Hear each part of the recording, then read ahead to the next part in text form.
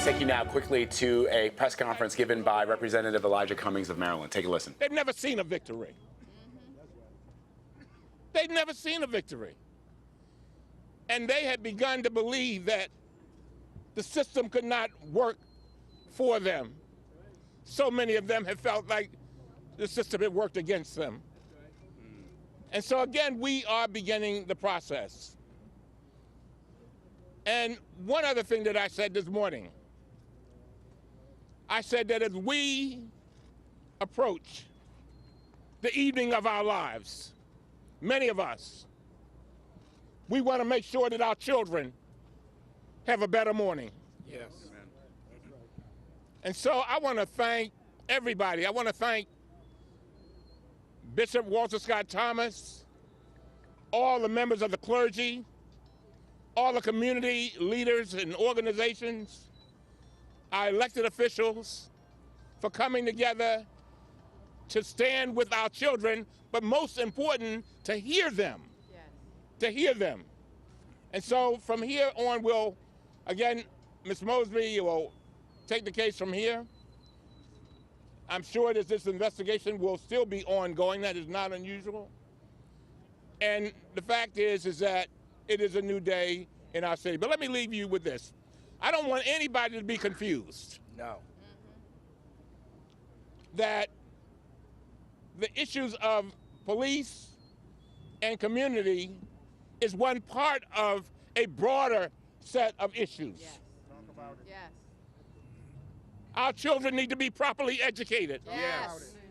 They need to be trained in certain areas so they can get jobs. Yes. Yes. So they can be functional. Yes. And so they can have equal chance to opportunity. And so as I close out, I just want to say this. This is a great day. Yes. Great day. This is a great day, and I think we need to realize that. Thank God. And thank you. Did we witness history today in your mind, and is there a role for Congress and the federal government to use Baltimore as a model and example? Did we witness history? I think I want to caution everybody that this is the beginning of a process. Yes.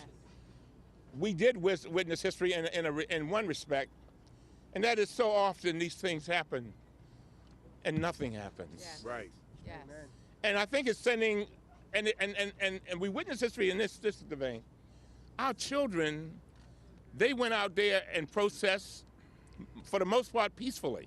Mm-hmm. But they had to protest in order to get here. Yes. And this creates a faith in them. I had a young man that said to me just last night, at 16 years old, he said, "Congressman, I love you, but I feel like I'm in a casket, crawling and clawing to get out. Just trying to get out, just trying to be somebody."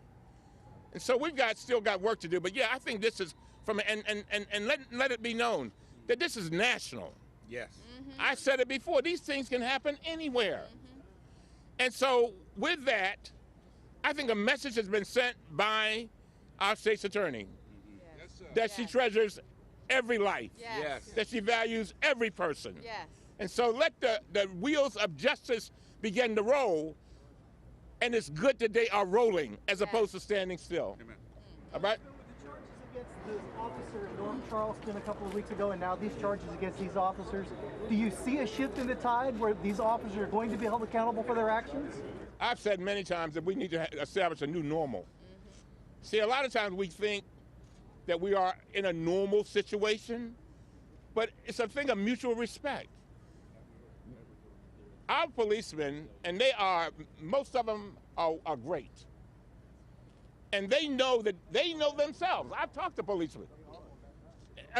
A lot. And they tell me themselves that there are certain police that should not be on the force. And so they're going to have to help us weed out those folks. Yes. So that they can be the elite of the elite. Yes. One of the things that I'm determined to do, and I'm hoping that we're able to do, is make Baltimore a model for the nation. Yes. Yes. A model for the nation. We don't have to follow anybody. We can set the model. Yes. I believe that we set the model when we were at Pennsylvania and North, Yes.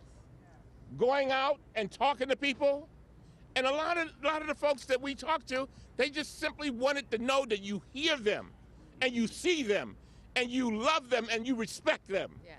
And they want to live in dignity, and they want to see their futures. They want to see their future, and they want somebody to see them. Last but not least, and then I'm closing. When I thought about Freddie, I could not help but think about my own childhood. And I looked at him in that casket, and I said to myself, here was a young man just trying to exist. Trying to exist.